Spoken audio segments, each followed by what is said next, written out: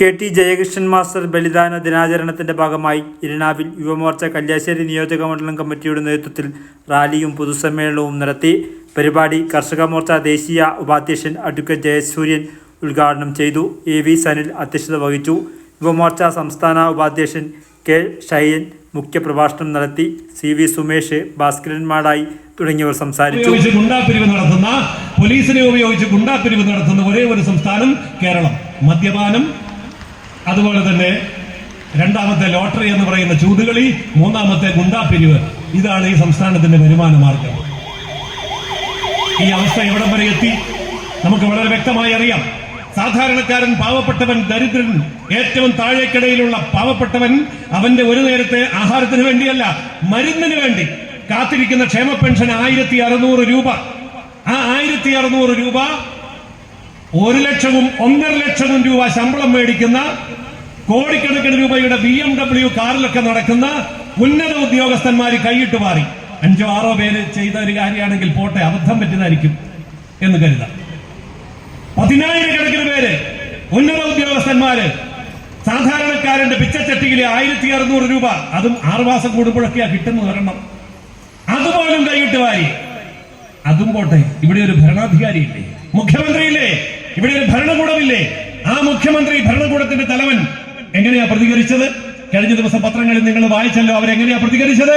അവർ പ്രതികരിച്ചത്, മുഖ്യമന്ത്രി പറഞ്ഞത്, ദയവായി അപേക്ഷിക്കുകയാണ്, നിങ്ങൾ അങ്ങനെ ചെയ്യരുത്. പാവപ്പെട്ടവന്റെ 1600 രൂപ ഇനിയെങ്കിലും മോഷ്ടിച്ചെടുക്കരുത് എന്ന് ഞാൻ 1.5 ലക്ഷം രൂപ ശമ്പളം മേടിക്കുന്നവനോട് അഭ്യർത്ഥിക്കുകയാണ്. ഒരു മുഖ്യമന്ത്രിയുടെ വാക്കുകളാണ്, അഭ്യർത്ഥിക്കുകയാണ്.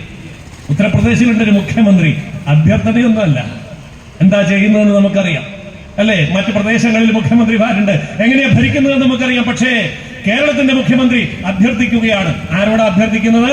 കള്ളന്മാരോട്, കൊള്ളക്കാരോട്, നികുതി വെട്ടിപ്പുകാരോട്, ശമ്പളം മോഷ്ടിക്കുന്നവനോട്, ക്ഷേമ പെൻഷൻ മോഷ്ടിക്കുന്നവനോട് അപേക്ഷിക്കുകയാണ്, അഭ്യർത്ഥിക്കുകയാണ്.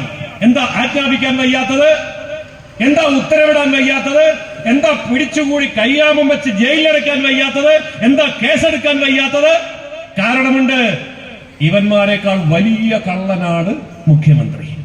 നേരെ കൈ ചൂണ്ടണമെങ്കിൽ മുഖ്യമന്ത്രി കള്ളനല്ലായിരിക്കണം. ഇതല്ലേ അവസ്ഥ? അപ്പോൾ ഇങ്ങനെയുള്ള ഒരു സംസ്ഥാന ഭരണം മുന്നോട്ട് കൊണ്ടുപോകേണ്ട ആവശ്യമുണ്ടോ എന്ന് തീരുമാനിക്കേണ്ടത് ഈ സംസ്ഥാനത്തെ ജനങ്ങളാണ്.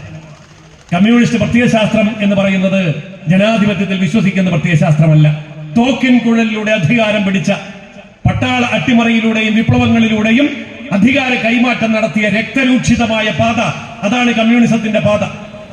ഉന്മൂലന സിദ്ധാന്തം എന്ന് പറയുന്ന, വധിച്ചുകൊണ്ട് അധികാരം പിടിച്ചെടുത്ത് വധത്തിലൂടെ പ്രതിയോഗികളെ ഇല്ലാതാക്കുന്ന ഭരണകൂടം, അതാണ് കമ്മ്യൂണിസ്റ്റിന്റെ ചരിത്രം. ലോകത്തെ ഏറ്റവും വലിയ കൊലപാതകങ്ങൾ നടത്തിയിട്ടുള്ളതും കൂട്ടക്കൊലകൾ നടത്തിയിട്ടുള്ളതും ആരാണ് എന്ന് ചോദിക്കുമ്പോൾ ചോദിക്കാതെ തന്നെ കമ്മ്യൂണിസ്റ്റുകാരൻ പറയും, മതങ്ങളാണ്. മതങ്ങൾ തമ്മിലാണ് ഏറ്റുമുട്ടുന്നത്. കമ്മ്യൂണിസ്റ്റുകാരൻ പറയും, ഉള്ളവനും ഇല്ലാത്തവനും തമ്മിലുള്ള വർഗസമരമാണ്, മുതലാളിത്തമാണ് പാവങ്ങളെ കൊന്നൊടുക്കുന്നത്. എന്നാൽ നമ്മൾ ചോദിക്കണം, 1-ാം ലോകമഹായുദ്ധത്തിൽ ആകെ എത്ര പേര് കൊല്ലപ്പെട്ടു? 2-ാം ലോകമഹായുദ്ധത്തിൽ ആകെ എത്ര പേര് കൊല്ലപ്പെട്ടു? മതങ്ങൾ തമ്മിലടിച്ച ലോക ചരിത്രത്തിൽ നാളിതുവരെയുള്ള കാലഘട്ടത്തിന്റെ കണക്കൊന്നിച്ചു കൂട്ടിയാൽ എത്ര പേർ കൊല്ലപ്പെട്ടു? ഈ കണക്കെല്ലാം കൂടി ഒന്നിച്ചു കൂട്ടിയാൽ പോലും കമ്മ്യൂണിസ്റ്റ് പ്രസ്ഥാനം കൊന്നൊടുങ്ങിയ കോടാനുകോടി ആൾക്കാരുടെ ഒപ്പം